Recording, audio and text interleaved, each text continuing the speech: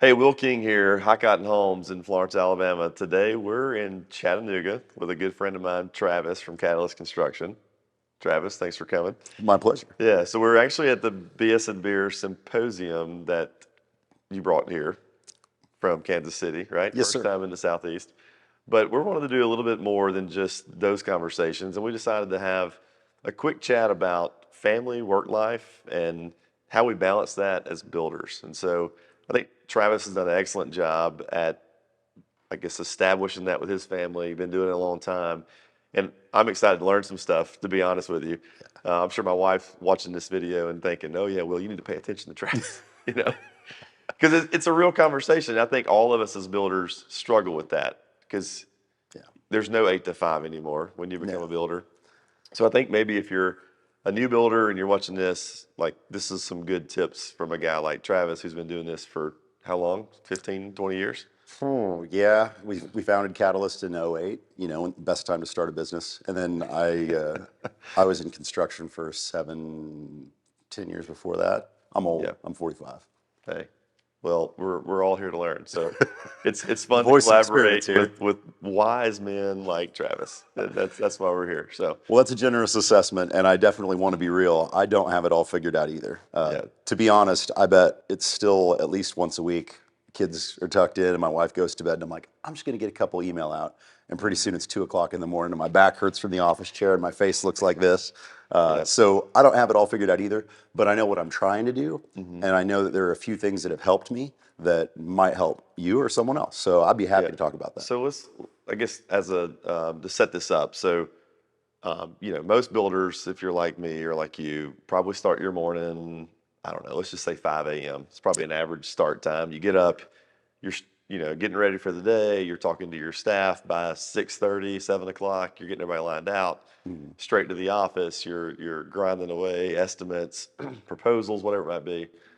And then it's not like at 4:35, it's like, oh, close the door, I'm gone, right? Yeah. So you're either still talking to clients because they're off work and they won't look at their house. Right? That's one problem um, that we have to deal with. It's a real thing, and I don't blame clients. It's like being a realtor. I mean, Sure. that's when they get off work. That's when they look at their project, and then you have this whole employees getting ready for the next day.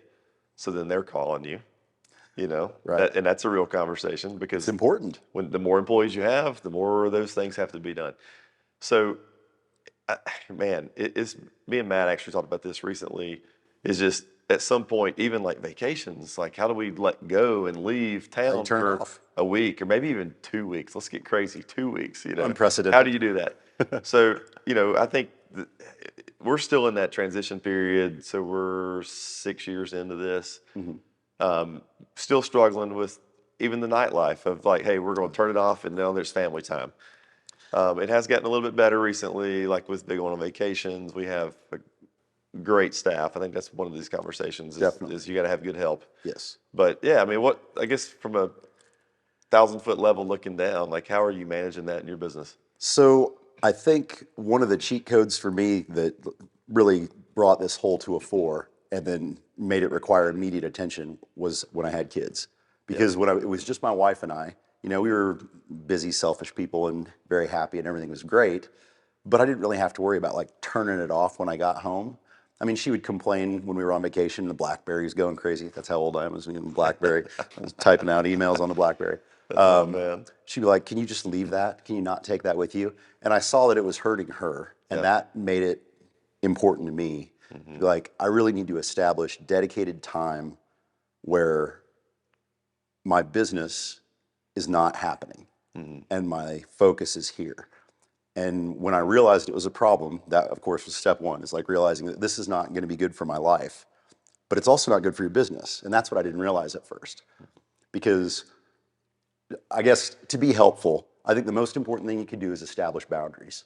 That's that's step one. Step one. So if let's say you're starting out, you're 5 to 10 years in, and you're still building your business, man, you got to get established. You've Hmm. got to be available for those clients. That's what your value is to your client is you have the information, you have the ability to help them solve their problem. You're there for them. You're responsive. And you do need to be responsive. And like you said with the realtor, hey, open house on Saturday. They got off work at 5. They want to talk about this. You do need to be available to a point, but you also need to establish yourself as a professional. And just like we treat our doctors with respect and don't expect that they're on call, we got the emergency room for that. Or hell, what is it Jake always says? I'm not a fireman. If your house is on fire, you call the fire department. Now, you've got a little bit of trouble there because you were a fireman, so you might get that call either way. But for us, when I had kids, I realized I didn't have time. If I wanted to be present and see my kids grow up, I didn't have time at night, that I had to make that unavailable to clients. After hours is that's my personal time with my Yeah. family. And I don't want to, meet my kids when they're 20. I want to know them now. Yeah. So the way that Joe and I established this is we stopped taking evening meetings and we stopped taking weekend meetings. And we just said, we're business people, we do business during business hours. And if that's not important to you, you're not a good fit for us. Yeah. And it was really hard. We worried about it a lot. I was like, we're missing out on good jobs because we won't meet these people at 7 p.m. on a Tuesday night. But I need to be at my son's baseball game, and that's more important to me than that job. And once I made that choice, it got easier and easier. And every day that I turn down a call for someone that doesn't want to meet during business hours, I'm happier with that decision.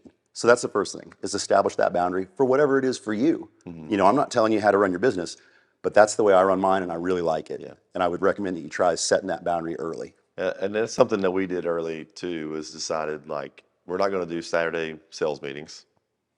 You know, if there's something wild going on and I get out, I may go check a job site on Saturday if Oh, there's a weird thing going on.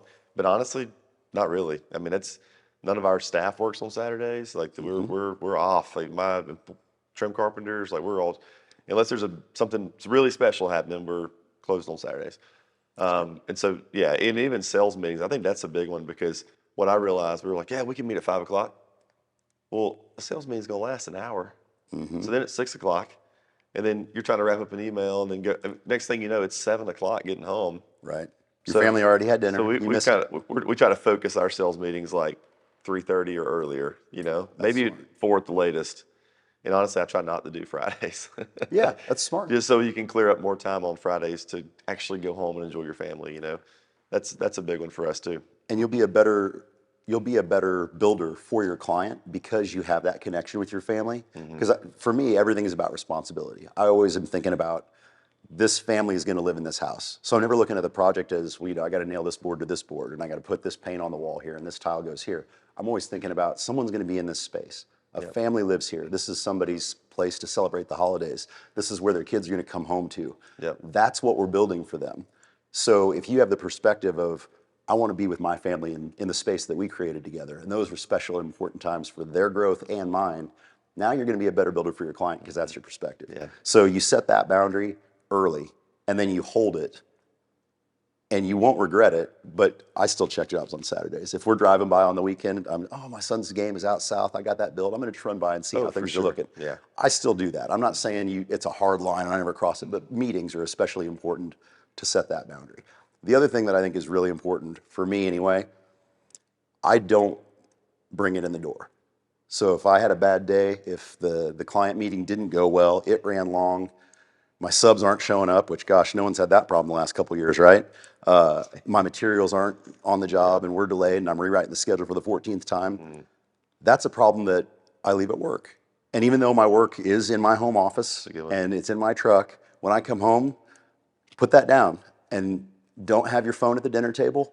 Yep. If it's going crazy and that client wants to call you at 5:30, you're like, I'll have to speak with you tomorrow morning. Sure. I really want to solve your problem, but right now I'm going to see what's happening with my kids. So you bring up a good point of not bringing it home.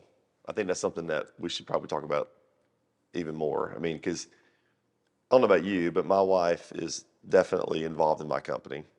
And what's happened, we started it together. She's been involved in it from day one. And all of our employees, I mean, they're like our family now, right? We all have very established relationships with each other. I mean, we're all here in Chattanooga together, right? So it's so easy before you know it, all of your conversations with your wife are about your business, and it's not because, you're trying to come up with the next business plan, or maybe it is, but it's just what we gravitate to talk about. It's our family, Yeah. And so then before you realize it, it's like that's all we're talking about is Yeah. I'm talking about high cotton from basically the second I wake up to the second I go to bed. Yeah. and that's not healthy. That's something that I've been really trying to focus on is like, let's just not talk about that. And I know Brooke's agreeing with me right now, but Yeah. that's a big thing. Like it's easy to do though. Well, that's something that is a difference between you and I, because my wife, she works at the Nelson Atkins Museum in Kansas City and has a very, she's the smart one. She's the looks and the brains. So when we are together, even though I always say Catalyst was my first child, like Yeah. because I devoted everything, I put everything into that business when it was born. I treated it like a child, and I wanted to nurture it that way. But it wasn't ours together in that way. I mean, she's obviously my partner and everything, Yep. but my business partner is Joe Cook, and that's who owns the other half of Catalyst. So it was very important to me, again, when I saw that she didn't want me on my BlackBerry on vacation, to make that separation. I don't know how you do that. I mean, if Tara was about Catalyst, I mean, we'd never stop. Yep. So how do you Yeah. establish that? Is it something where you, Honestly, it's just like a mental thing, like because it's so easy to say, "Hey, Brooke, guess what Sam did today?" or "Guess what Josh was talking about?" or they're going on this trip, or they got the. And next thing you know, it's just hot cotton, or "Hey, IBS is coming." Like oh yeah, because Brooke also runs our social media accounts, so like that's a constant conversation too, because you know eh, we can give her the content, and she's great at that, but then it's like, well, let me give you the text to go with this post, or let me. Next thing you know, it's just we're right back into hot cotton constantly. And so that's hard. it is, and it's trying to focus on kids or trying to focus on That's the easy. things that we have going on outside of just our business, and that's, I mean, it's a struggle, and I think anybody probably has that thing. But so I'll tell you this one thing about you talking about the Blackberries, which is kind of funny. That's I fine. do remember Blackberries, Travis, if that makes you feel better. Never owned one, Rotary dial? never owned a Blackberry, but I do remember Blackberries. Yeah. So this is something that I found helpful because I'm really bad about I'll have a random thought because you finally because you spin down, right? So like this is the first when you get home, it's like you're not because if you're like me, you get pulled in directions all day long. Oh You're yeah. go, and then you finally start thinking, "Oh, I never called so and so back today. I never Right. did this. I never did that." Well, I that's put what. my notebook or my planner on the kitchen island, Mhm. and if something hits me and I'm like, I can't forget that, I'll just go write it down real fast. Yep. Like on the way to the fridge, write down, okay, call Travis tomorrow about blah blah blah. Yeah, that's smart. But then you're not picking up your iPhone again because you know how that goes. One email leads to five more. Oh yeah. So that's a helpful tip, I think, for people to if because I think we're all like hyper driven type A guys that For are sure. just we can't stop. It's a it's really hard. That's good actionable information, and that's why you see that notebook sit next to me. Because Mhm. I can't be on my phone right now. I need to be right here. Yep, But if yep. something comes up, I don't want to miss it. Whip it So I'm out, with you, man. write it down. Yeah, So that's a really good actionable tip. But I do think we should talk once more about our kids. I know the video is getting for long, and if sure. we have to cut it out, we'll cut it out. But I want to talk once more about our kids because it has been incredibly formative for me and really, I mean, completely changed my worldview. As soon as we had kids and I started looking at what we're doing to prepare them to be part of this world and the amount of, again, responsibility that we have, not just in raising our kids, but in being present for them Yep. and not making their life about, for me, Catalyst and for you, High Cotton, but also don't make it unavailable to them. Mhm. So, like, my son and daughter are both the leading building science experts at their school. Yeah, The that's fifth and third hilarious, grade are man. solid at building science, and the sixth and fourth now. But I was curious because you have daughters, right? Two Two daughters. little girls. Yeah. So they've got to see mom and dad so invested in this thing, and it's a beautiful thing that you built. So you got to be proud of it, and you want to share that with them. But I'm curious, how much do you let them see? Because I mean, it's a stressful job that we have, Mhm. and it never stops, like you said. So how much do you let them see, and what do you let them know about your work that you're excited about? Like, how do you share it with them? And Yeah. for me, it's always about like keeping craft alive and building the next generation. And is that something you share with them, So or is it they're too young? yes, that would be how I answered that question. So our girls are 5 and 2. So Yeah, a little so younger. we're young right Yeah. now, right? But my 5-year-old is figuring everything out at a rapid pace, and it's mind blowing, right? Sure. She's exposed to it Mhm. from like my wife homeschools our children, so Oh, okay. we're our Everly, my oldest, and so she's with us all the time, or Mhm. Brooke or myself. And so definitely she's around High Cotton. That's all she's ever known. There's one picture of me. and her when she was a little bitty baby in front of the fire truck, but she has no memories of the firefighter world. Right. So the business is all she knows. That's all we do. That's all that I work on, and she already has great, I guess, friendships with our employees. Like, Yeah. she has called my operations manager like her best friend Oh, for that's sweet. years, right? So Everly is just deeply rooted, I guess, in the. I tell you though, what hurts me the most, like I guess this is tying back into the work-life balance. Mm-hmm. So Everly has told me before, like, all you do is look at your phone. Man, that That'll hurts. gut you. That guts me, Yeah. you know? And so I guess establish those boundaries with even your kids is so critical. And I mean, I'm excited to have our kids exposed to the business. You know, who knows what they're going to decide to do. I may secretly bring home house plans and let her start doodling on them. Yeah. I do that. Every time I get a chance to let her talk to Lexi, basic, I'm like, Oh, yeah. hey, So I guess I secretly want her, I guess to influence them and show them the path, right? So that it's available for women too. It's not just a men game, 100%. not even close, right? Some of the awesome people that we know in this industry Some of the they're not sharpest just minds. males, right? Yeah. But even being exposed to the designer world, the architecture world, all the professionals that we work with daily, like I'm excited for Everly to be excited to expose to that. I mean, so who knows where that's going to go? But yeah, I mean, she's exposed to, I guess, the good times and the bad times. I mean, she's literally gonna be able to build a house on her own by the time she's 12. I'm pretty sure, from start to finish. She'll be the only 12-year-old with investment properties Yeah, and real estate holdings. but no, your kids are older. How old are your kids? So my son's 11 and my daughter she just turned 9 in August. Awesome. Yeah. Job site visits already.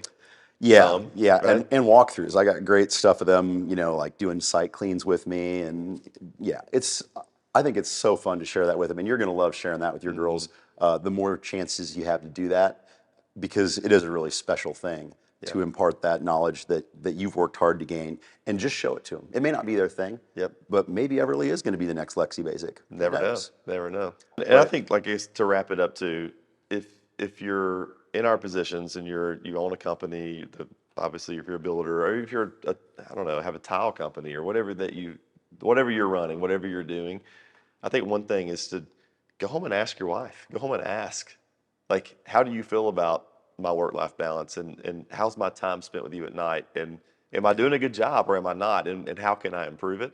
That's something that we all need to do more of that, we do that for our And, clients. Why and wouldn't we do it yeah. for our partners? So yeah, just ask those questions because you may not realize how hurtful you are to your kids and your wife or your husband, just Yeah. of how deeply rooted you are in your business, and you just get blinders of without just asking, how can I get better at this?